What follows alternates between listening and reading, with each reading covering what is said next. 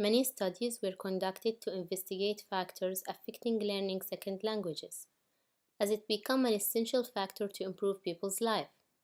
It helps them to communicate, share ideas and experiences, and understand different perspectives from different language speakers.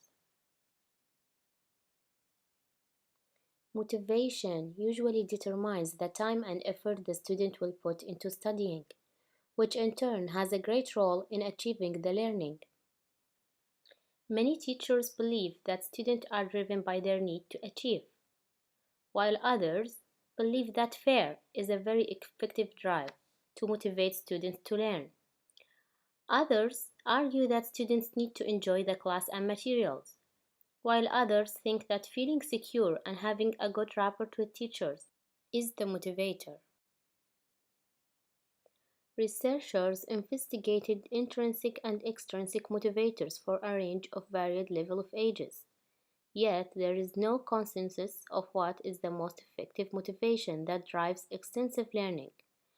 Both types of motivation have an impact on learners to learn a second or third language. However, the effectiveness of the motivation depends on learners and their desire to learn the new language. According to Burden and William, the motivation is a state of cognitive and emotional arousal which leads to a conscious decision to act, and which gave rise to a period of sustained intellectual or physical effort in order to attain a previously set goal. Herzberg claimed that students are motivated when they feel inspired by the materials taught.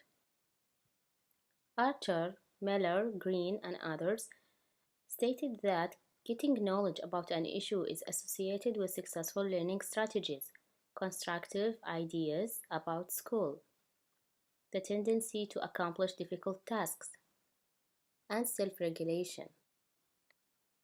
Depending on Maslow theory, the human needs to achieve self-actualization by educate themselves, care about their hobbies, and develop their personality. Mandarin is the most popular language in the world, and this is because it provides benefits from business and trade perspectives. China is deemed as one of the most fastest growing countries, which own a strategic significance in the international educational market. This study will examine the sources of motivation to learn Mandarin as a third language by Emirati students, and it will differentiate between the motivations of high and low academic performance students. The research questions are: what motivates Emirati students to learn Chinese language? What are the variances between the motivations that drive high academic performance students and the motivations that drive low academic performance students?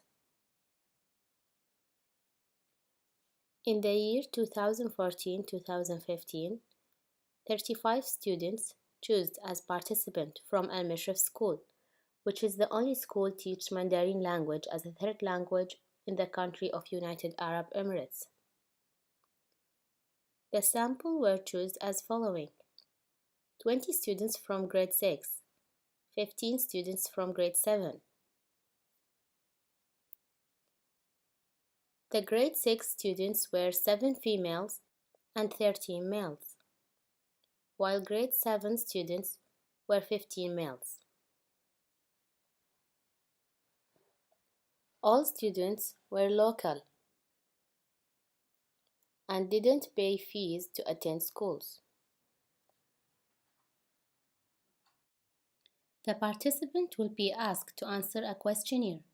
The first part of the questionnaire, designed to collect the required information about students, included gender, names, and Chinese subject scores collected from their Chinese teachers. The second part has Likert scale to measure the participant attitude, as it is the most widely used scale for rating. Each item has 5 different choices, as 1 is for strongly agree and 5 is for strongly disagree. This range of choices aimed to measure the level of motivation and its correlation with the student's academic achievement. and it has 15 questions on sources of motivation to learn. The questionnaire was sent to the principal to get an approval to administer the questionnaire to her grade 6 and 7 students. The researchers went to the school on the given day to observe students while filling the questionnaire and offer required help. The questionnaire instructions was clearly clarified to the participant to ensure their answers' credibility. Participants had 25 minutes to fill the questionnaire. Researchers depended on the scores of the academic year 2014-2015, which is the same year of conducting the study. As the academic year began in September and the study was conducted in November, this means we used the scores of the first formative evaluation to classify students to high and low performance students. Researchers decided not to use the scores of last year, as many students may have changed their beliefs in the summer vacation or decided to work harder in the new year. The completed questionnaire will be collected and taken for analysis. Later, the researchers will start creating categories to analyze the gathered data. So, what motivates Emirati students to learn Chinese language? Interesting lessons. Be distinguished. These two motivations received the highest percentage, with 76 and 7400%. Upcoming test. Practical activities. The teacher is nurturing. Talking fluently. To work abroad. Easy lesson. Satisfying parents. Difficult lesson. Challenging. Have variety of jobs opportunities. To graduate with destination. To be in the honor list. Admire Chinese.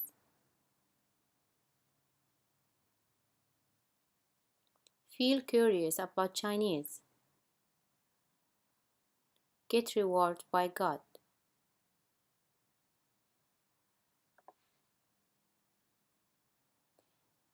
The second question, what are the variances between the motivations that drive high academic performance students and the motivations that drive low academic performance students?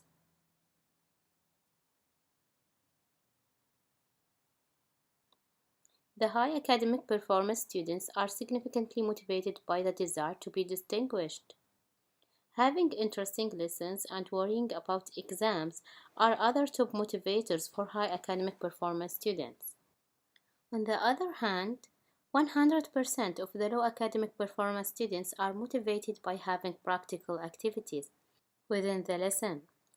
There are three motivations come in the second top motivators and got the same percentage of 91, which are pleasing the parents, dealing with nurturing teacher, and having interesting lessons. The only consensus by all Emirati students is that they are motivated to study more when the lesson is interesting. This emphasized a significant need to take care about this factor. Effort must be paid to change content of lessons to be with enjoyable and exciting titles. Another motivation that received agreement from both groups was being motivated to study because of the upcoming tests. This indicates that the significance of tests should not be ignored when planning the lesson, as it constitutes a drive to study for many students. As a conclusion, we could offer a recommendation to teachers, that is, to immerse many types of motivations into their teaching process. While some students are motivated by the desire to be distinguished, others only are driven by having exams. Thus, tailoring one model of motivation and try to let it fit all students is passive and inefficient.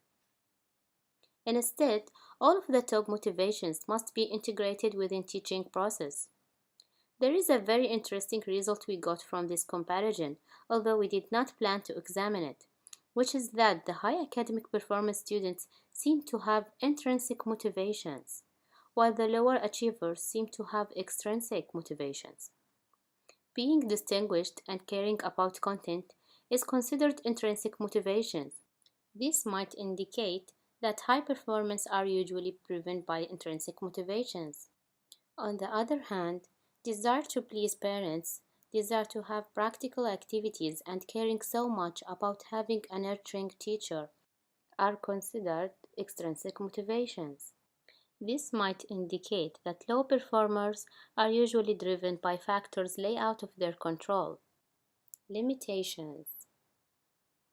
The study was limited by the size of the sample. The participants are only 35, which is not big enough for stating the exact effect of each motivation. The good side is that these participants constitute the whole population, which the results are supposed to be generalized on, as Al-Mishraf School, where the study took place, is the only government school teaching Chinese as a third language for non-Chinese in Emirates. Also, due to the condition of restricting the study sample only on students of grade 7 and 6 who are deemed teenagers, this may increase the possibility of having some of them choose answers for the sake of finishing only the questionnaire without careful reading. Another limitation is the shortage of previous research studies, which is needed to write the literature review. Instead, we focus to include findings of research studies that discuss the topic of motivation to learn foreign or second language in general.